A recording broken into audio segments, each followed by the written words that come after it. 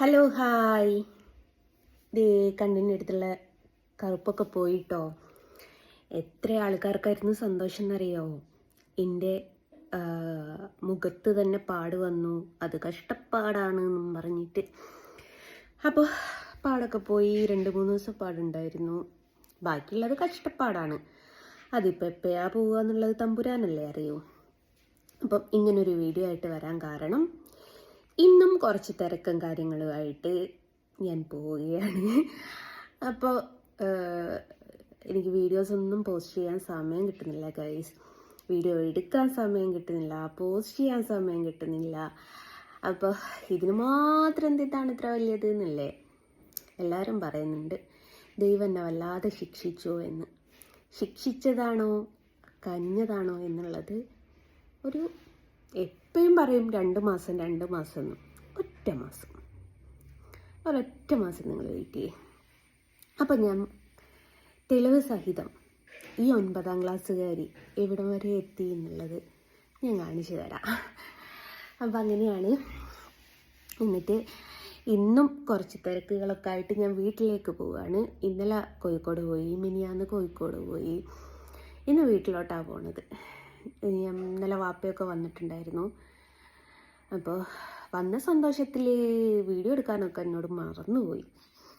പിന്നെ സിസ്റ്റർ പൊതുവേ ഞാൻ കാണിക്കാറില്ലല്ലോ.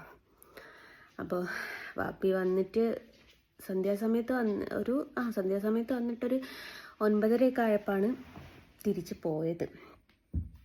അപ്പോൾ കഥ പറഞ്ഞ് അങ്ങറ്റത്തെത്തിക്ക്. അപ്പം അങ്ങനെയാണ്. വളരെയധികം എക്സൈറ്റ്മെൻറ്റിലൂടെ കടന്നു പോകുന്ന ദിവസങ്ങളാണ് എനിക്ക് അറിഞ്ഞൂടാ എങ്ങനെ അത് പറയണം. ഭയങ്കര ടെൻഷനുണ്ട്, കുറേ കാര്യങ്ങളുണ്ട്. കട്ടൻ കുടിക്കാം കേട്ടോ. ഗുപ്തം പറഞ്ഞിരിക്കുന്നുണ്ട് ചായ ഊതി കുടിക്കണമെന്ന്.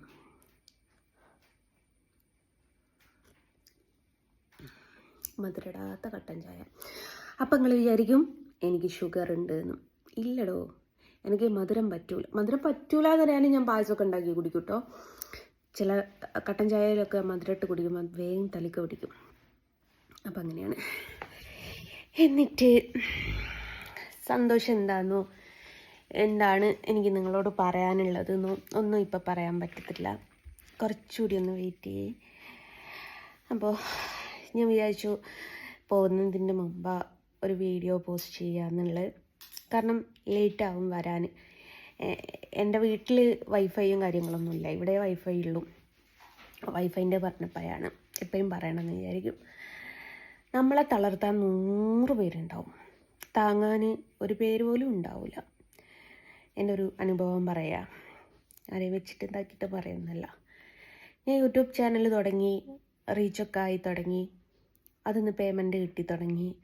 അപ്പോൾ ഇതൊക്കെ റെഗുലറായിട്ട് ഇങ്ങനെ വീഡിയോ ഇടണം. റെഗുലറായിട്ട് വീഡിയോ ഇട്ടാലേ നമുക്ക് എന്തെങ്കിലും അതൊന്നും ബെനിഫിറ്റ് കിട്ടുള്ളൂ. അപ്പോൾ എൻ്റെ ഫോണിൽ ഒന്നാമത് ഐഫോണാണ്. ഐഫോണിന് ഈ പറഞ്ഞതുപോലും നെറ്റ് മാക്സിമം അത് വലിച്ചെടുക്കാൻ നോക്കും. കിട്ടിയില്ലെങ്കിൽ നമ്മളെ ചാർജ് തീരുക എന്നല്ലാതെ ഐഫോൺ ഉപയോഗിക്കുന്നവർക്കറിയാം.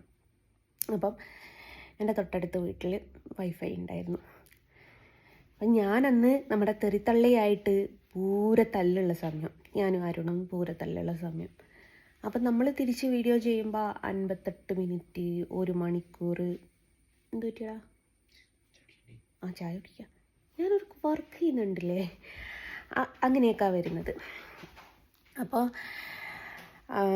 ഇത് അപ്ലോഡ് ചെയ്യാൻ എൻ്റെ ഫോണിൽ 2 GB ഉള്ളൂ. ഇത് അപ്ലോഡ് ചെയ്യാൻ അതൊന്നും പോരാ ഗൈസ്. വൈഫൈ തന്നെ വേണം. പോരാ. ഒന്നാമത് ആൻഡ്രോയിഡ് മാതിരിയല്ല ഈ കൂന്ത്രാണ്ടം. അങ്ങനെ ഞാൻ അടുത്ത വീട്ടിൽ വൈഫൈ ഉണ്ടെന്ന് കേട്ട് അവരോട് പോയി ചോദിച്ച്. അപ്പം ഞാൻ അവിടെ പോയി ഇരിക്കലോടെ. കാരണം ഞാൻ എങ്ങോട്ടും പോകാത്ത ഒരാളാട്ടോ, അടുത്ത വീട്ടിലോട്ടൊന്നും പോകാത്ത ഒരാളാണ്. അപ്പം ഞാൻ ഈ ഒരു കാരണത്താൽ അവിടെ പോയി ഇരുന്നിട്ട് അപ്ലോഡായി കഴിഞ്ഞാൽ ഞാൻ തിരിച്ചിങ്ങ് പോരും. അങ്ങനെയാണ്. 2 ദിവസം ഞാൻ അവിടെ പോയിരുന്നു. 3ാമത്തെ ദിവസം അവിടെ ഇരുന്നു. 4ാമത്തെ ദിവസം അവർ പറഞ്ഞു വൈഫൈ അവർ കട്ടാക്കിയിരുന്നു. അപ്പോൾ എനിക്ക് ഭയങ്കര, ഞാൻ വിചാരിച്ചു കുട്ടികൾക്ക് മാർക്ക് കുറഞ്ഞിട്ട് ചീത്ത പറഞ്ഞു. അതുകൊണ്ട് വൈഫൈ നെറ്റിലിങ്ങനെ കളിക്കുന്നതുകൊണ്ട് അവർ വൈഫൈ കട്ടാക്കി എന്ന് പറഞ്ഞു. അപ്പം ഞാൻ ഇവിടുത്തെ വൈഫൈ കണക്ട് ചെയ്യാൻ വേണ്ടിയിട്ട് ഇവിടുത്തെ ആളെ വിളിച്ചു. അപ്പോൾ ഇവിടുത്തെ വൈഫൈ വെച്ച ആൾ തന്നെയാണ് അവിടെയും വൈഫൈ വെച്ച്. അപ്പോൾ ഞാൻ ജസ്റ്റ് വന്നപ്പോൾ ഞാൻ ചോദിച്ചു, അവിടെ വൈഫൈ കട്ടാക്കിയോന്ന് ചോദിച്ചു. ഇല്ലല്ലോ, അവരിപ്പോഴും ഉപയോഗിക്കുന്നുണ്ടല്ലോ. അപ്പം മനസ്സിലായി നമ്മൾ ചെല്ലുന്നതാണ് അവർക്ക് വിഷയം എന്നുള്ളത്. അപ്പം ഞാൻ പിന്നെ ഇവിടെ വൈഫൈ വെച്ചു.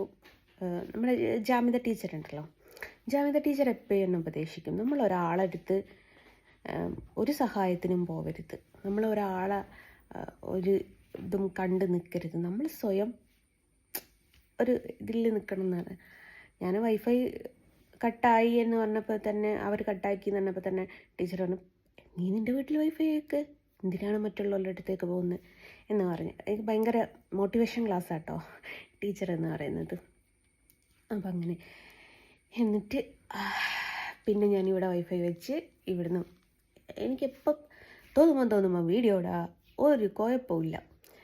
അപ്പം ഞാൻ വീട്ടിലോട്ട് പോയാൽ അവിടെ വൈഫൈ ഇല്ല. പിന്നെ വൈഫൈ വന്നതിന് ശേഷം ഞാൻ 1 GB എങ്ങാണ്ട് ഫോണിൽ റീചാർജ് ചെയ്യുള്ളൂ. കാരണം പുറത്ത് പോകുക വെച്ചാൽ നമ്മളെ ഗൂഗിൾ പേ വർക്കാവണം, നമ്മളെ വിളിച്ചാൽ കിട്ടണം എന്നുള്ളത് കൊണ്ട് ചെറിയ പൈസക്ക് മാത്രമേ ഞാൻ റീചാർജ് ചെയ്യാറുള്ളൂ. അപ്പോൾ ആ 1 GB വെച്ചിട്ട് എനിക്ക് ഒന്നും ചെയ്യാൻ പറ്റില്ല. അപ്പോൾ വീഡിയോസൊന്നും പോസ്റ്റ് ചെയ്യാൻ പറ്റില്ല. ഞാൻ ഇന്ന് ലേറ്റായിട്ടാണ് വരിക.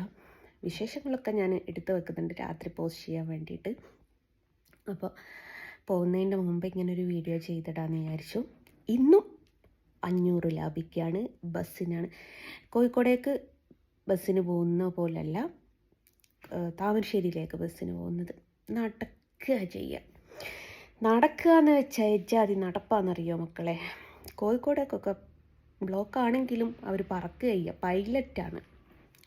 കൊയിലാണ്ടി അല്ല, കണ്ണൂർ ബസ്സിലും കുറ്റ്യാടി ബസ്സിലൊക്കെ ഉള്ള ഡ്രൈവർമാർ. ഇത് ഏത് ബസ്സാണ് കിട്ടുക എന്നൊന്നും അറിയില്ല. ഈ ബ്ലോക്ക് കൂടി എന്നെക്കൊണ്ട് വയ്യ വാഹനം ഓടിക്കാൻ.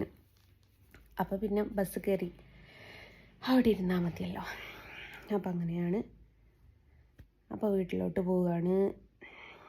വേറെ പ്രത്യേകിച്ച് ഒന്നുമില്ല, ചുമ്മാ പോവുക കേട്ടോ. ചുമ്മാ പോവുകയെന്ന് വെച്ചാൽ 1-2 കാര്യങ്ങളുണ്ട്. അപ്പോൾ എനിക്ക് വാപ്പക്കൂടി 1-2 സ്ഥലത്ത് പോകാനുണ്ട്. അപ്പം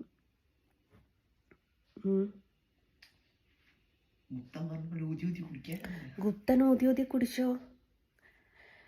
അപ്പോൾ അങ്ങനെയാണ്. എന്നിട്ട് ലേറ്റായിട്ടായിരിക്കും വരിക.